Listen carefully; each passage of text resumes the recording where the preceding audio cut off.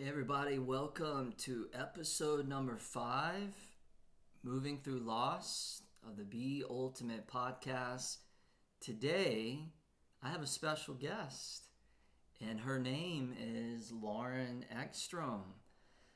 Lauren, if you're unfamiliar, is a yoga instructor. She's a meditation teacher, and she was featured on the cover of actually a couple of yoga magazines, including the Yoga Journal. She's the creator of Journey into Yoga. And Journey into Yoga is a fabulous digital program that's 10 days. If you like to sweat, but you like to sweat with meaning and sweat with soul, check out that program. She's also the co-author of Holistic Yoga Flow, The Path of Practice. She's a co-founder, along with myself, of Inner Dimension TV. And if you've been under a rock or living in a cave and you don't know, she's also my wife. So it was just a matter of time before we could get Lauren onto the podcast. So Lauren, thank you for joining us today. Thank you for having me. So this is kind of a weird and strange and awkward and uncomfortable podcast. And just to provide you a little bit of context, hopefully that didn't scare you away. Hang in there. But just to give you a little bit of context, Lauren and I originally wanted to do an episode on healthy relationships. And we had met and we had talked about what we could cover in that podcast and in that subject. And then literally the next day, the day that we were going to film that podcast, something happened. Something that was very, very extremely challenging and disappointing and also sad. And so the universe kind of put the kibosh on the original plan. Is that a word, kibosh? It is. Okay, thank God. So we had to change plans, and I'm gonna let Lauren talk about this story that really has to deal with some loss that we moved through recently. And I think just to start off by saying we could have gone with our original plan to come on and talk about what we thought we were going to talk about, that we could have proceeded in speaking about our practice in cultivating a strong, healthy relationship.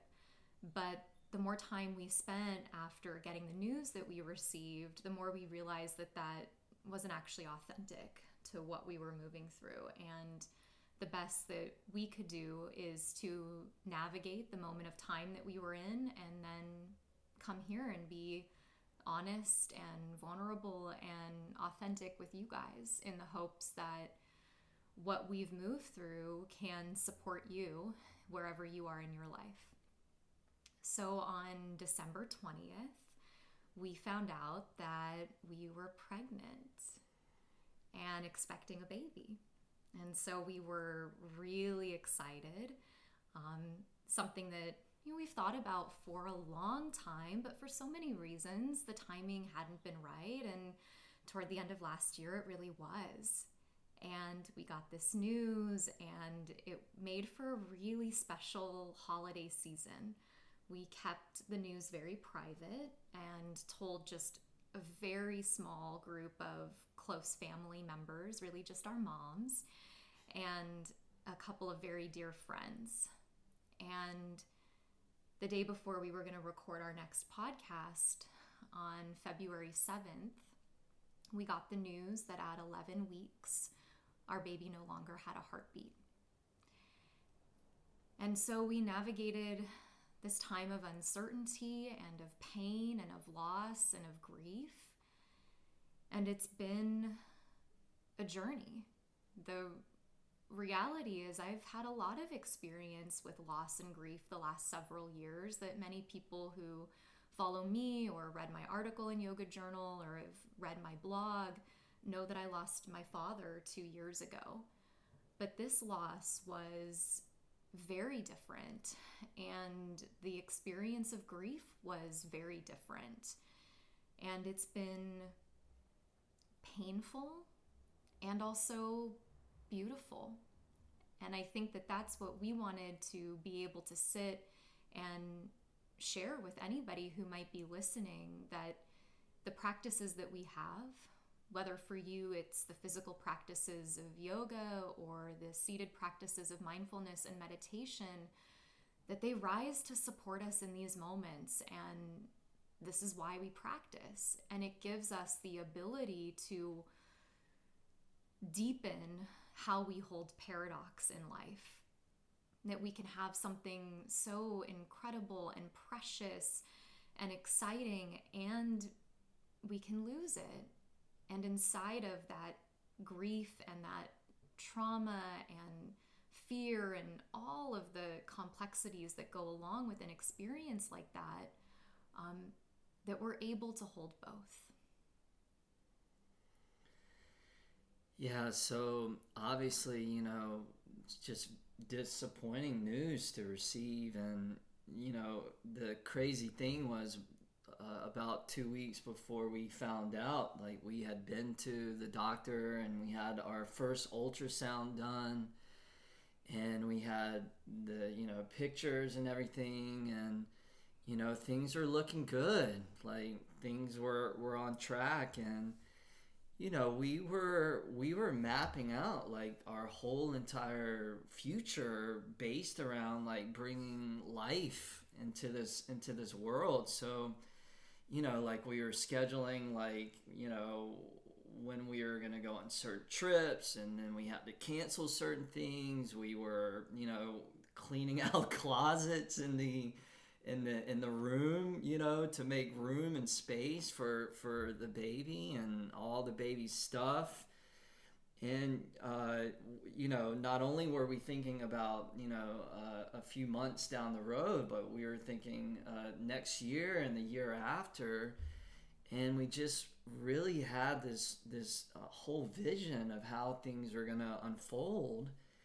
And when we found out the news, it was like the rug had just been pulled out from underneath us. And I know for myself, it felt like I was in this constant free fall, and that there was no ground underneath me. And for days and days and days, I just felt like totally out of my body. And it's emotional because you're dealing with loss, and the reason why we felt inspired to really talk about this and do this podcast is really because we all face loss. And sometimes that's, losing a baby or a loved one, or our health, or whatever it is. But part of this human experience is dealing with loss. And even though these things happen, when you're in the middle of it, you forget, like, you forget what it feels like to lose something, and you forget what it's like to be in a state of normalcy. So what was your experience like maybe day 1, day 2, day 3, like what was your journey like from finding out to the process of what you went through? And I think it's more complex even than that. For anybody that has been pregnant or has been with a partner who's moved through pregnancy, you feel pregnant. Your moods are changing. My body was changing really quickly. My energy level, the level of fatigue, the type of nourishment I was needing, whether that was rest or literally taking food in. Sick, not just in the morning, but really all of the time. And you really feel life growing inside of you. And Yet we know that as a culture, we hold this time really preciously because unfortunately, things like this happen. And it's 1 in 4 pregnancies that this happens with. And we've gotten better as a society in terms of talking about it and sharing it in the aftermath. But it's an incredibly vulnerable time. And so then to have this type of loss, it's different than losing a loved one who you've spent a lifetime with. That when that loved one eventually passes, and obviously depending on how they pass, you have a lifetime of memories together that you get to call on and cherish. And in a situation with a loss of a pregnancy, it's the loss of a future. And we weren't doing an international teacher training this year. We weren't doing many of the events that we would normally do because we had really planned that from June, July, or August on, we were going to have an open schedule to be able to accommodate this new life. And so to get the news on day 1, I was in a state of shock is really the only way to describe it. And there's a feeling for me of being numb, almost like there was no emotion present. And you described it as being out of your body. And I felt maybe similarly, but I know that when I've been in a car accident or something, which hasn't been extreme, there is this sense of shock of not being able to feel into my body or feel into that moment. So that first day was stunning in that regard. And then as we continued to move through the process that we needed to move through, there was a deep allowing grief to move physically through my body. That at times there would be these moments of sorrow and heartache and tears that needed to come. And I think a lot of people that know me, I'm a grounded person. I've got really 2 feet on the earth, and I think I can hold a lot of experiences at once. And I needed, in the wake of this, to let myself fall apart and to cry the tears that needed to be cried, and to let those emotions literally move through my body and back out. And the way that I think about it is when animals get chased, you think about the African plains, and when an animal gets chased, at the end when they escape, it's like they shake their whole bodies to release the trauma out. And that's what I felt like I was experiencing, where these sudden hits of incredible sorrow and heartache, of incredible grief, would literally come into my body, wave through me, be processed through mostly tears, or in our case, talking. And then there would be a moment almost of relief, like that had been let go. But the process of grief, as many people know, is not a one-stop shop. That doesn't happen one time and then it's over and you get to move on. It's really been a day-to-day process where one day I feel okay, I've got my feet on the ground, I'm happy and I'm light and I'm energetic and I'm looking forward to a really beautiful future that I know we have. And then the next day, I'm on my knees in tears. But all of this to be able to say that in the aftermath and coming back home together, there are things that we can touch into that make it possible to navigate this with grace. And one of those things for me, and I won't speak for you, but I think it's true for you too, is that we really trust the timing of our lives. I believe that God, the universe, whatever you want to call it, the quantum field, nature, is loving. And I trust that this is happening not necessarily for a reason. I think that that's hard for people to hear, that bad things happen. And it's part of being human. It was the Buddha's first noble truth. Life is suffering.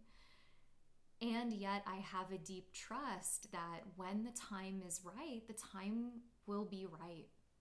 And inside of that deep trust is also the gratitude that I feel for the resources that we have access to. The community, the friends, the family, each other, but also the medical staff and the people that we interacted with who were so full of love and compassion and were so timely and urgent in their responses and communicative. And to have access to resources like that is a privilege. And I recognize that not everybody in the world has access like that. And I feel a profound sense of gratitude for how we were then cared for through this process. And so part of that self-soothing has been continuing to reaffirm, I trust the timing of my life. I have a growth mindset, which means that this happened. This was really hard and has tested me in a way unlike I have ever been tested before. But I will grow from it and I will learn from it. I will be better for it. I'm stronger for it. I am certainly increasingly compassionate and empathetic for all people who navigate loss. And I feel grateful that inside of something so hard that there is still a deep sense of gratitude present for me. Backtracking a little bit, you're the kind of person that when you deal with a challenge, that very often you want to get back to business as usual. So back to teaching class, back to almost like just shutting that out, like putting your blinders on and just shutting out whatever that challenge or difficulty was. But you didn't this time. And I wonder if you could talk a little bit about what you wanted to do and then what you didn't do, because I feel like there's probably a lot of people listening or watching that can really resonate that when something difficult happens, like you want to spiritually bypass and not feel the grief, like not feel the emotions, but really how it's so important and why it's so important to not run away from the emotion, and how the grief is really a healthy way of moving through the difficulty. So could you talk a little bit about that process? So if the term spiritual bypass is new for you, what spiritual bypassing means is that something happens in life. You get sick, you get news like this, and instead of confronting it head on, you put on your rose-colored glasses and say, I'm fine, it's fine, everything's fine, and move on as though everything were normal, and not handle what's actually present for you in your life, in your mind, in your body, and in your heart. And anyone who comes to classes with me, sits meditation with me, or reads the things that I've shared knows that this is a subject that I talk about a lot. And so as this news came forward and needing to really deal with it, it was important for us as a couple and as a unit to hold each other accountable to not spiritually bypassing. And I feel so grateful to have a partner like you who's steeped in these practices, who knows me so well and supported me in not doing that. Because the reality is that the type of personality that I have and the way that I have moved through so much of my life, especially my youth, the patterns that I've learned, what would have been easier would have been to throw myself head first into my work and filling up the year and then filling up those spaces that were empty so that they didn't feel so empty. Going and teaching and scheduling clients, it would have been in some ways easier to do those things, because then you don't have to feel, I wouldn't have to feel what I was feeling.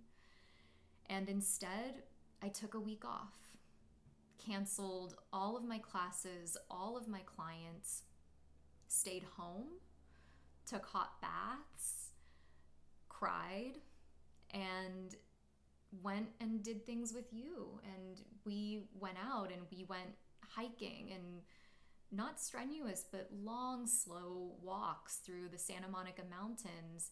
Some days it was clear and beautiful, and really the day that we got this news, that's what we did. We got the news that our baby no longer had a heartbeat, and we left the hospital and we went to the mountains, and we walked and walked and walked, and we came around a bend, and there's a bench there that overlooks the Pacific Ocean, and we sat and we looked out on this stunningly beautiful day where you could see all the way across the horizon, and we sat and we looked at each other and said, this is beautiful.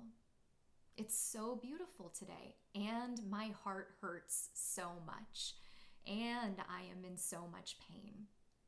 And this is what it is not to spiritually bypass, to let yourself feel what you're feeling rather than filling up your life with distractions, because what we know is that if we stuff those things down and we don't deal with them, they will come back to haunt us. It might manifest in the body as disease or illness. It might manifest in your mind or in your heart as anxiety or depression.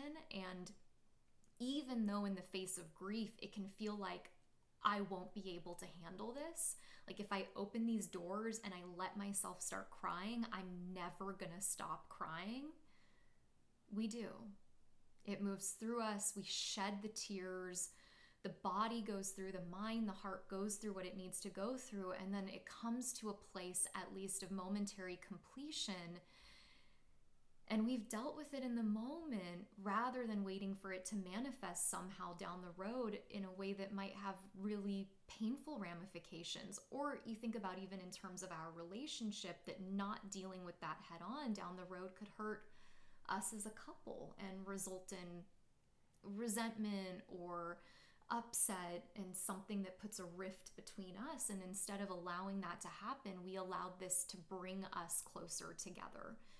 And as a unit to see each other's vulnerability. And this was why I haven't gone out and shared that this happened on my own, that this happened to both of us. It didn't just happen to me. Yes, it happened to my body, and that's something I have to hold and heal.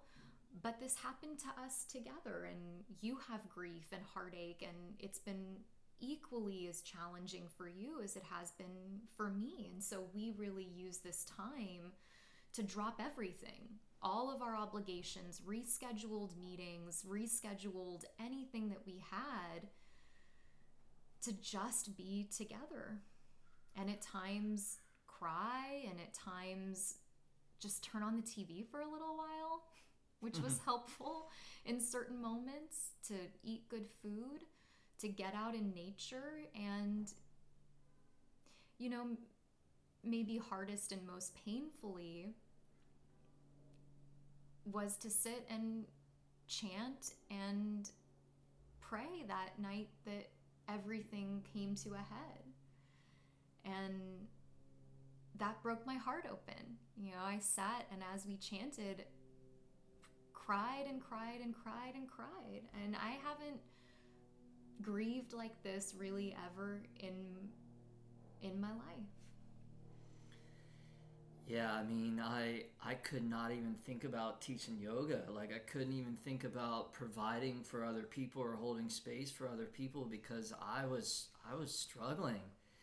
And it was all that I could do to hold it together for myself and to be there to, you know, support you the best that I could. So I definitely had to clear the schedule. I had to get subs for my classes. Fortunately, I'm in a position where I could do that, because I had to really just step back and go through that process of really grieving. And I think that evening, you know, I remember when we were thinking about doing it, we were like, should we chant in honor of this life that it had come into our lives for a short period of time, and we just felt like we needed to do something special, like a ritual of some sort, to just honor this spirit and this soul that had come. And we were like, should we chant? And we were both like a little hesitant about it, because we knew like that we would be moving into the sadness and into the grief and into that fear, really, of feeling what was there. And I hadn't cried this whole process. Like I felt emotional, and there were times where like those tears were starting to bubble up and those emotions were coming up. But being a guy, and we live in a culture where masculinity, you're not really encouraged to be emotional, and you're taught that to be a man, you got to suppress your emotions to be strong. And so I had fallen into that program for a lot of this process. But as soon as we started chanting, like the floodgates were open, and it was raw, and it was real, and it was deep, but it was also incredibly beautiful in a way. Like, it hurt so much to sing and to feel those emotions, but within that was like this depth of like, this is exactly the best thing that we could have done to honor this beautiful being, and to heal, to really heal. And it took a life of its own. Like, I remember we just kept singing and singing. I don't even remember how long it was, but it must have been, I don't know, 30 minutes, 40 minutes. There was that part of me that didn't want it to stop, because it felt like so much was coming out. And I remember that night, like, just, we went to bed pretty soon afterwards, and I was just wrecked. Like, I felt like a ton of bricks in my heart. But I also felt like I'd run like a marathon. Like, I felt like exhausted, but also like something had been cleared. And that next day, or the day after that, I ended up going back to class, and I was at Santa Monica Power Yoga. And we have this store in the front of Power Yoga, and Jody, who runs the store, is like really big into crystals and stones, and makes jewelry out of all these sacred rocks. And I just got this hit to buy something from her store that would be a symbol to honor that being. And Lauren had actually, she didn't tell me, but she had actually gone and kind of done something similar. She found a sacred stone and made jewelry out of it. But I felt like we needed something in our home, on our altar, that was a symbol of the love that we felt for this being. Now I'm getting emotional. So, we bought this symbol that we'll forever have and keep. And it'll always be a reminder of this baby, this life. And for whatever reason, it just wasn't meant to be. And sometimes people say, well, everything happens for a good reason. I've always said that to like my friends, like to support them, like everything happens for a good reason. But the truth is like, sometimes people go through horrific things, like Travis, my brother got murdered. How did that happen for a good reason? Or Travis, I went through sexual abuse when I was a kid. Why did that happen for a good reason? And it's not that everything has to happen for a reason, but everything has meaning in it. And we may not know, in the midst of going through that difficulty and that loss of struggle, but within all things are teachings and opportunities to grow.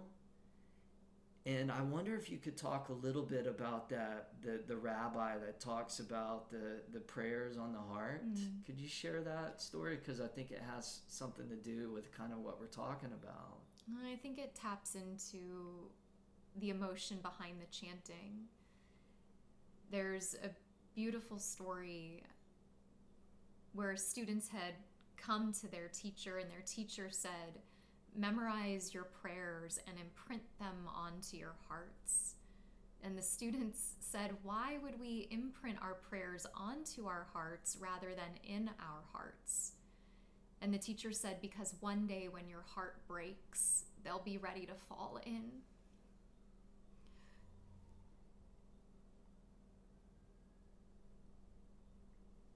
And so what I know for myself is that, we chanted and we chanted, and I cried and I cried, and I woke up the next day and I felt good.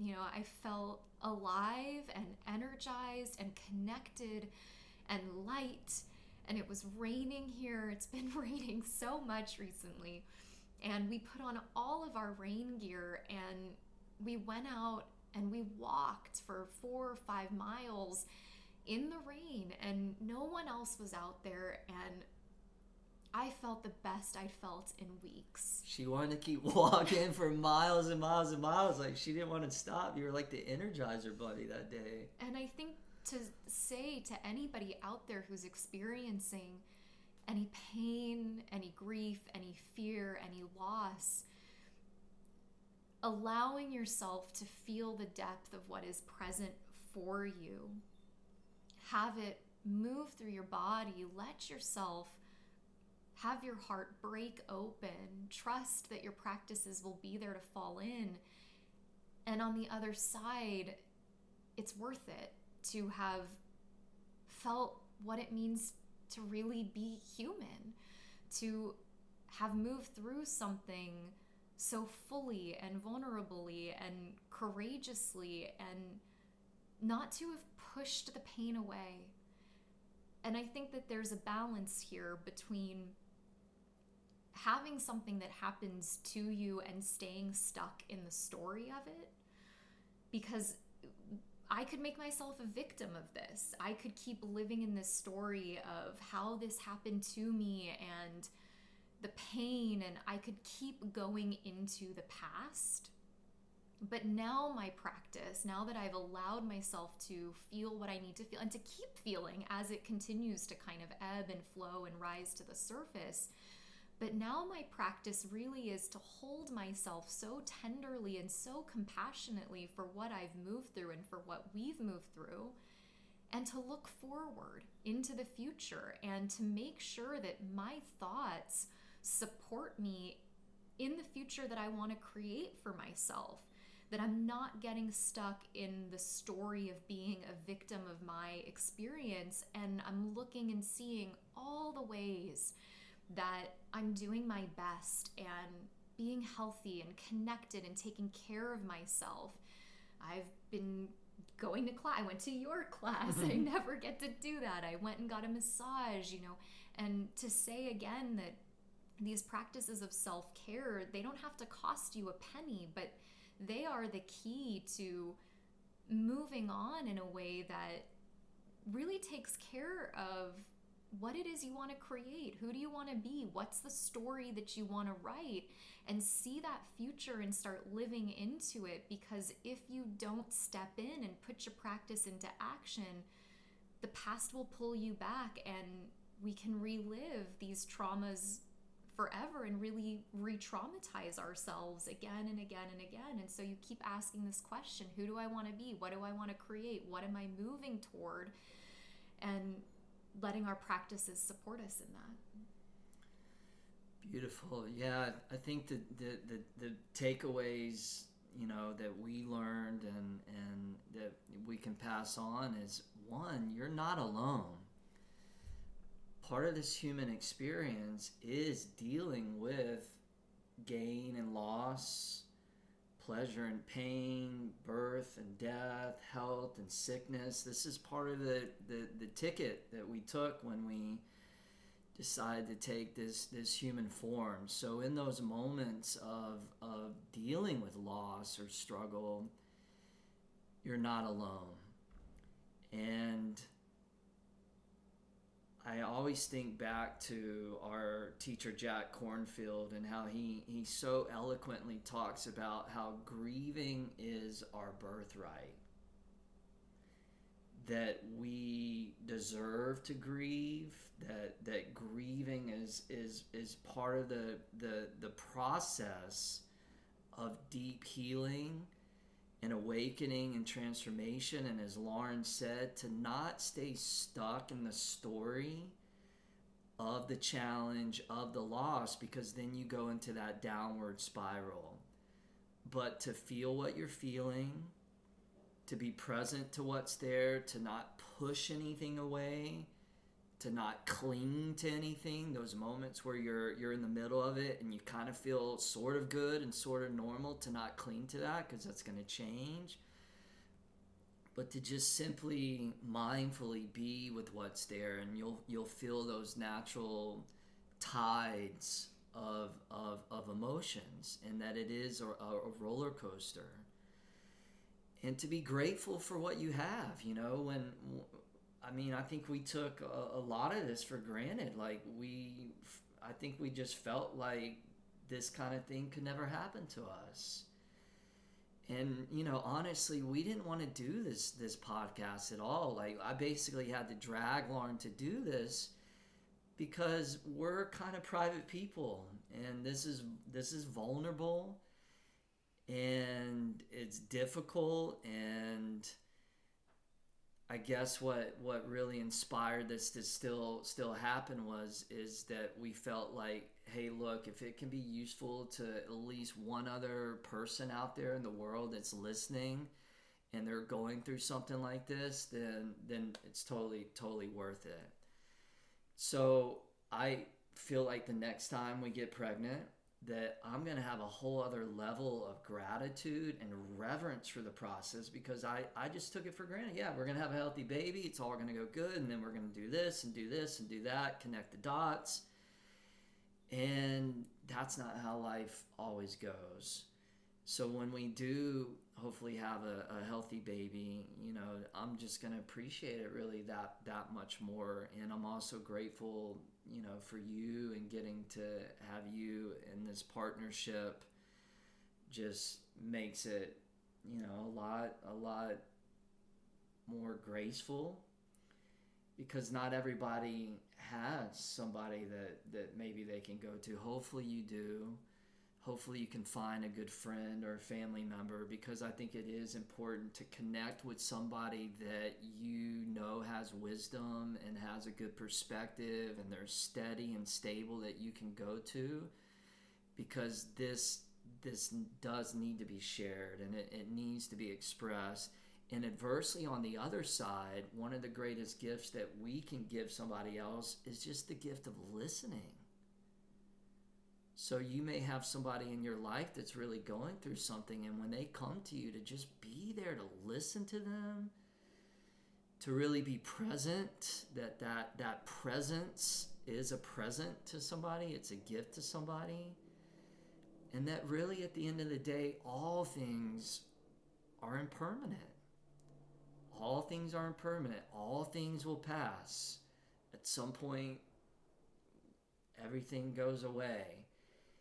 And I don't say that to, make you depressed or to be all doom and gloom, but I say that to, again, just point to the reality that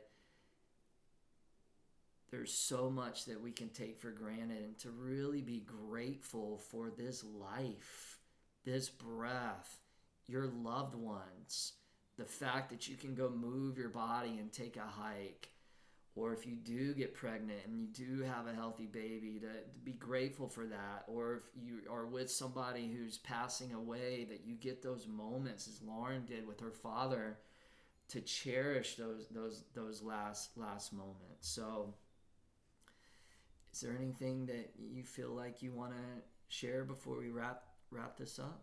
I think just the two things that come to mind to ground this into practice. There's a teaching in Buddhism of the second arrow. There's the thing that happens to us. So in our case, the loss of this baby. That's the first arrow. And things are going to happen to us throughout the course of life. We're going to get sick. We're going to die. We're going to lose loved ones. We're going to lose a job. We're going to go through financial strife. Whatever the thing might be that happens to you, that's that first arrow. But what we tend to do is we aim a second arrow into our hearts, and we make it harder for ourselves by saying, I'm so stupid. How could I have let this happen? There's something wrong with me. This is only happening to me. I'm the only one going through this. This is my fault. I'm to blame. And we get caught in this inner criticism, judgment, blame, and shame, and we make things so painful for ourselves. And so part of now my practice is really watching, when am I shooting that second arrow into my heart with my thoughts? And I have to ask the question again and again, is this thought useful? And if it's not useful, I need to let that thought go, or I need to go to somebody who I trust and who I love, a dear friend, or in my case, Travis, but maybe for you, a friend, a family member, a partner, and say, this is coming up for me, and can you help me in this moment? And really for us, that ties into this practice in the philosophy of yoga called Praktipaksha Bhavana, which means to replace a negative thought with its opposite. And the way that I really look at this is yes and. So the yes is a way of saying, there's pain here right now. My heart is hurting. I'm grieving, so that I don't spiritually bypass, that I own the experience that I'm having in the moment. And then looking forward to what's next.